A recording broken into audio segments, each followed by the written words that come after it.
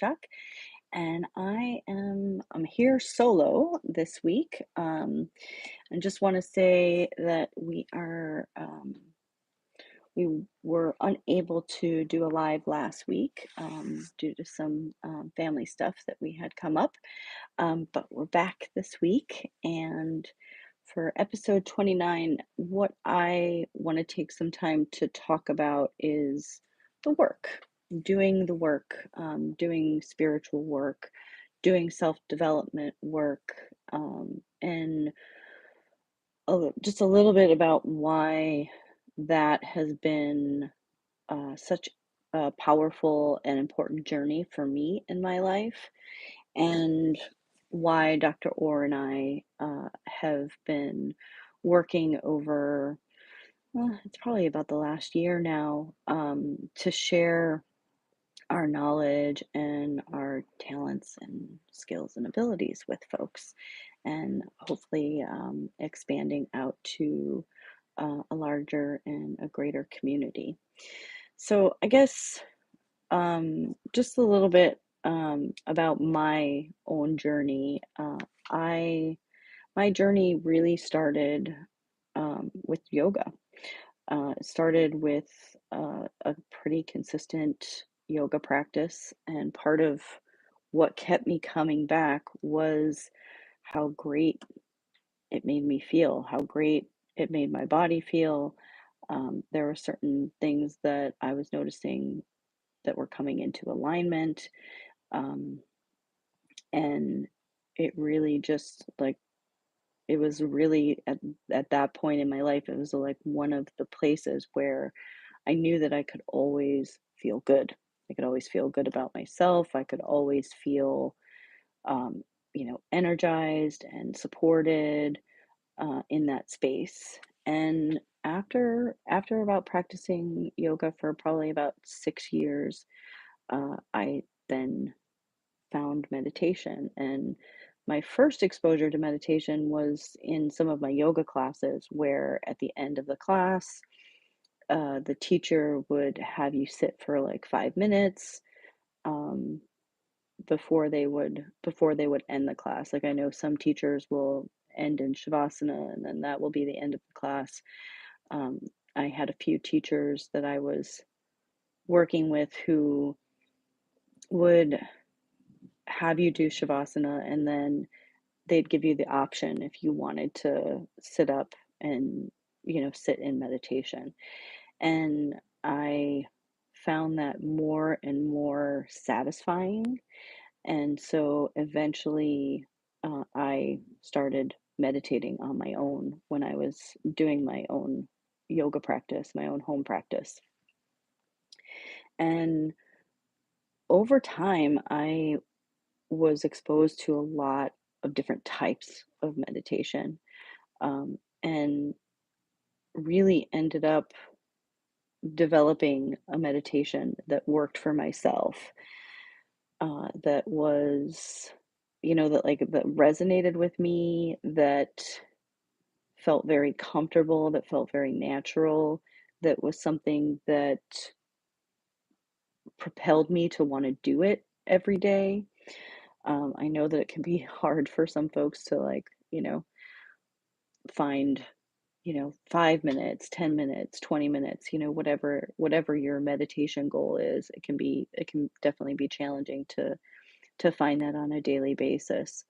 um, and so as I was kind of developing my own meditation style, one of the things that I worked into it was I would start my meditation with some chanting.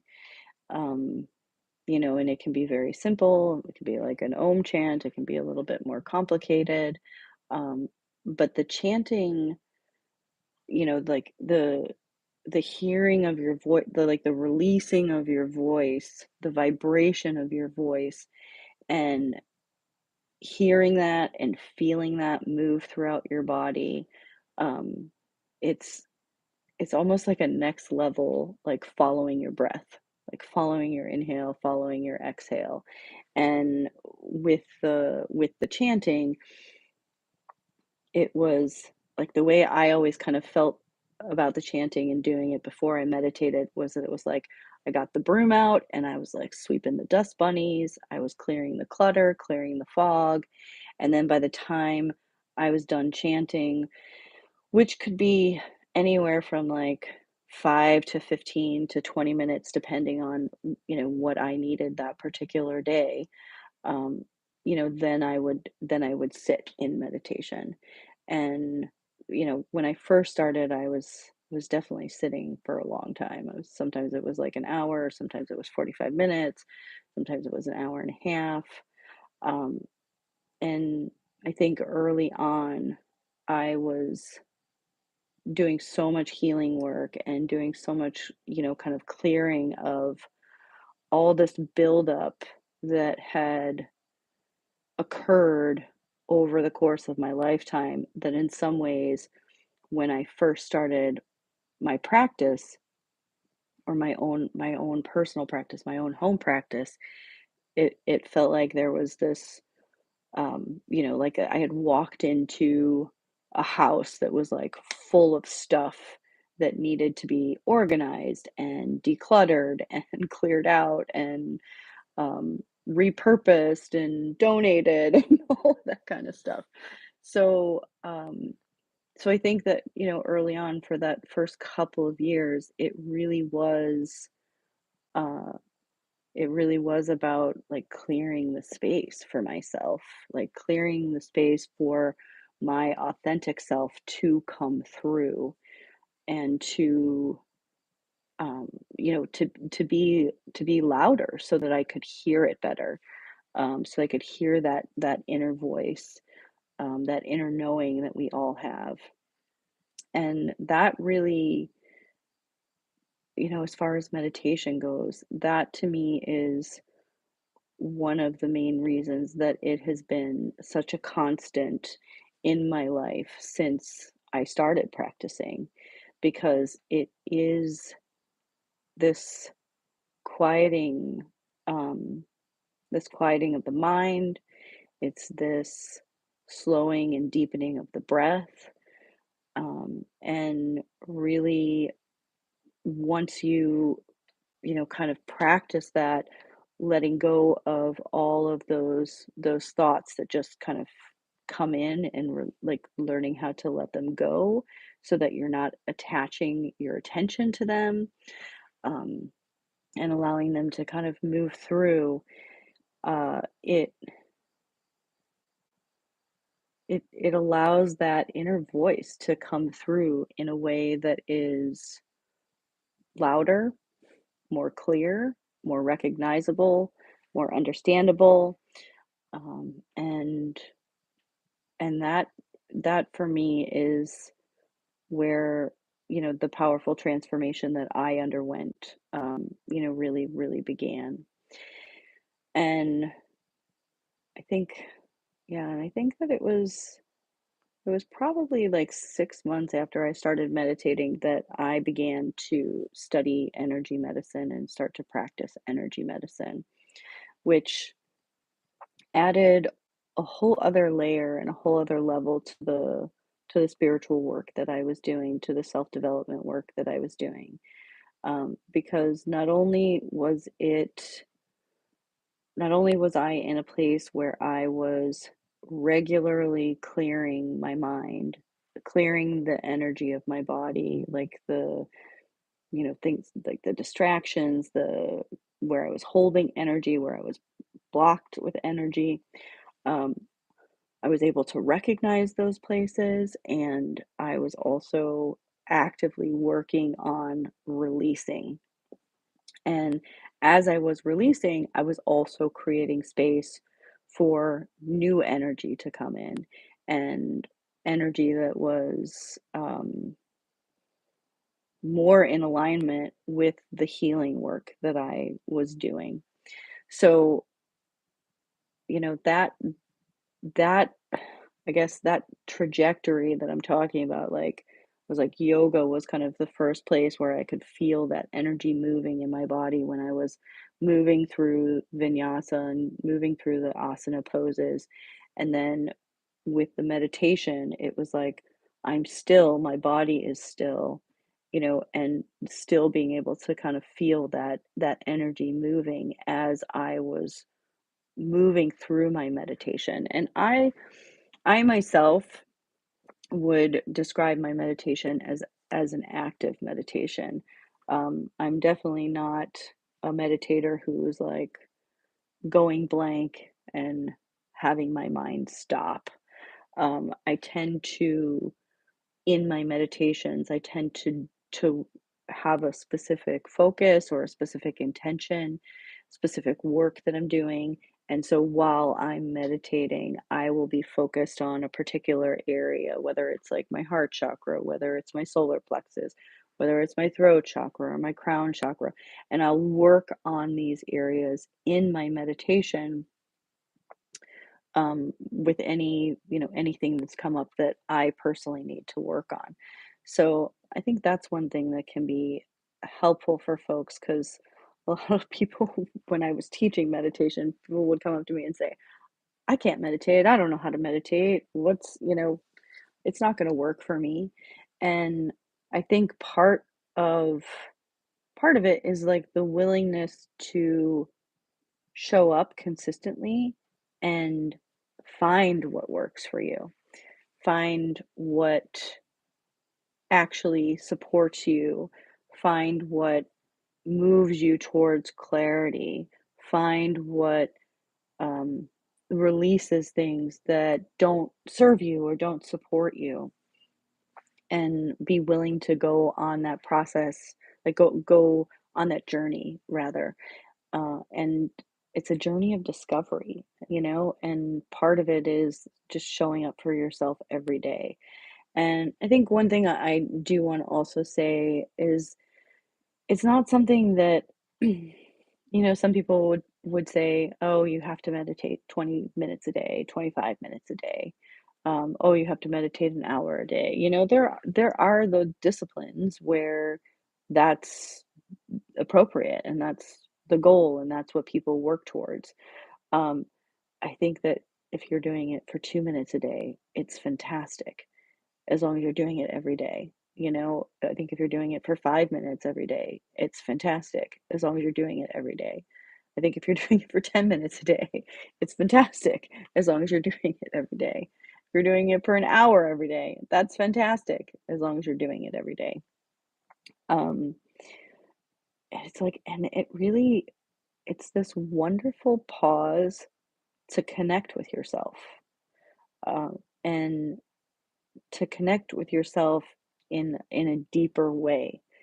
And it doesn't have to be, super complicated. It doesn't have to be, you know, wrought with expectation. It's really just a matter of showing up for yourself and being quiet in a way that you find nurturing and nourishing for yourself.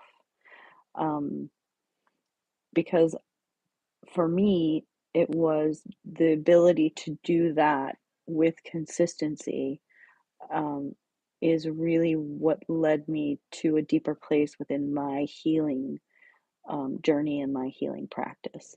And that's where energy medicine came in. That's where energy work came in. That's where vision work came in. That's where working with the archetypes came in.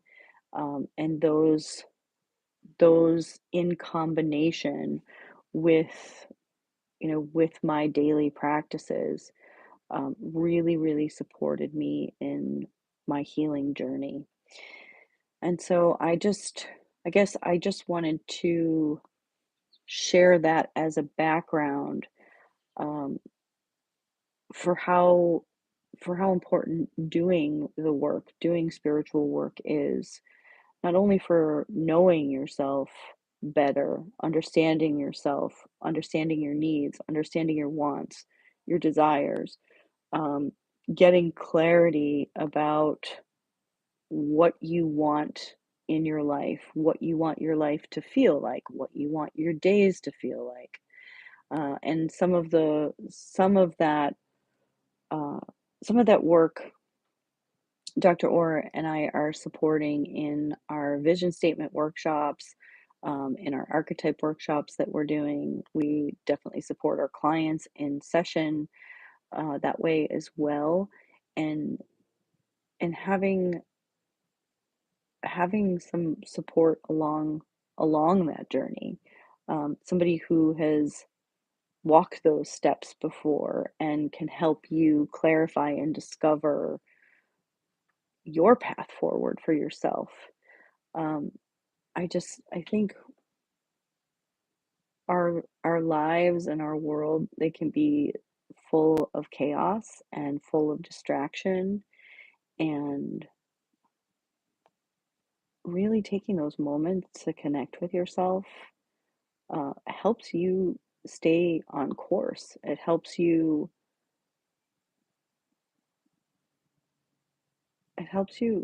really connect to your purpose. And I know, like, a lot of people a lot of people are there, "What's my purpose? I don't know my purpose." Um, well, part of getting to know your purpose and understanding your purpose is being able to listen to yourself, find a way that you can listen to yourself, to your higher power, to spirit, to the universe, whatever you call source or God, um, and have a daily connection. And that doesn't mean that it needs to be, um, you know, your primary focus throughout your day. It can be integrated through throughout your entire day. Um, eventually, even just starting the process of discovery and having curiosity about yourself, I think is a great place to start.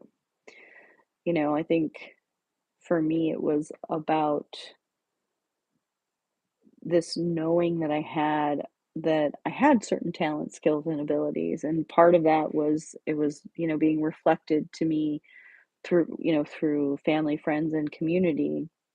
And there were certain things that I was hearing over and over again. Oh, you're good at this, or oh, wow, that's really helpful that you do X, or whatever it is. And it's like understanding what those talent, skills, and abilities are, and then how you apply them towards your purpose, and going on the journey of discovering. Because you have a choice. Like, you have a choice. You may have abilities that would make you a great teacher, and you could have decided to do something other than teaching. And, so we all have options.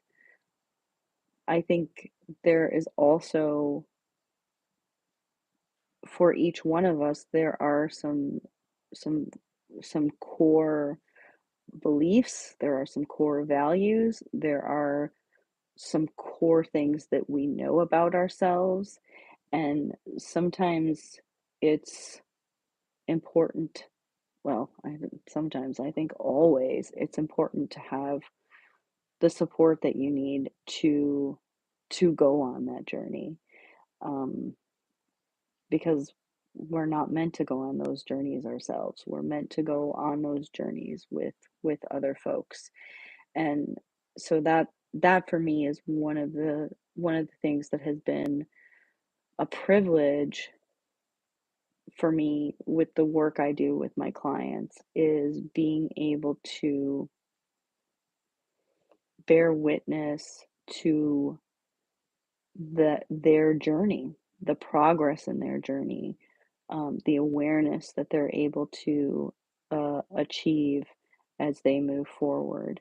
And so for me, that's been one of the benefits of all the work that I did for myself, is now I get to do that work with others. I mean, I've been doing that work with others for 12 years, um, but it's still such a privilege and such a joy to watch other people make progress and have breakthroughs, um, on their path and on their journey.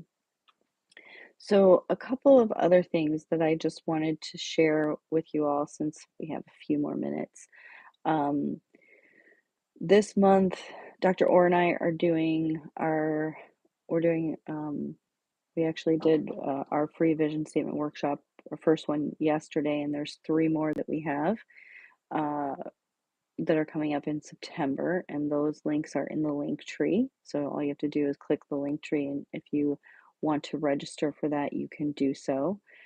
We also have our fall archetype workshop dates for October also up, and the archetype workshop, the one that we did in the summer, it's just been so amazing. The group of folks that we had come together and just the differences between each of them, and then where there's been some crossover in the conversations and the sharing, has just been incredibly powerful. And there's definitely been some aha moments for some folks, and it's been interesting to watch the beginning of doing this work, this spiritual work at a new level, at a next level, and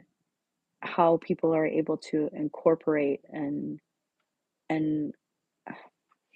I guess like identify like the wounds that were really um, creating like the most challenge and the most hurdles and obstacles for them, and really beginning to mitigate those and begin to do the work to mitigate those so that they could have those breakthroughs and move forward towards towards what they want to manifest in their lives. So that's been really wonderful, being able to work in a group setting, being able to work directly with Dr. Orr in that setting. And she has been such a tremendous support for me over the course of my entire journey. So it's really nice, for us to get to work together. Um, I guess the other things that I want to mention, so those dates are coming up in October. And one thing that we learned from our summer workshop series is that just doing once a month is too far. It's too far apart. So now we're doing them every other week. So it's like it'll be levels 1 through 3, and they'll be every other week. And yeah, so it's just been really wonderful. And so I definitely hope that any of you out there who are listening will take a look at it and see if that's something that you feel like might be helpful for you on your journey. And that being said, we also have a free mini course that you can access via the link tree as well, which gives you kind of like a snapshot of the vision work and why the vision work is so important as a foundation. And it also gives you a good introduction to the archetypes, which I know we did a video very early on. I think our second video was really about archetypes, and many of the videos we've done on this channel have have talked about archetypes and how they impact our lives. Um, so yeah, so I guess I just wanted to take some time today to talk about the work, talk about spiritual work, share a little bit about my journey and why uh, why I'm so passionate about doing this work, not only for myself, but also supporting other people in doing this work. It's so, it's, there's so many rewards on so many different levels. Um, feeling the healing power of the work, moving towards wholeness, Like how some people will describe like they feel like they have a hole in their heart or they feel like an emptiness. Um, Doing this work has definitely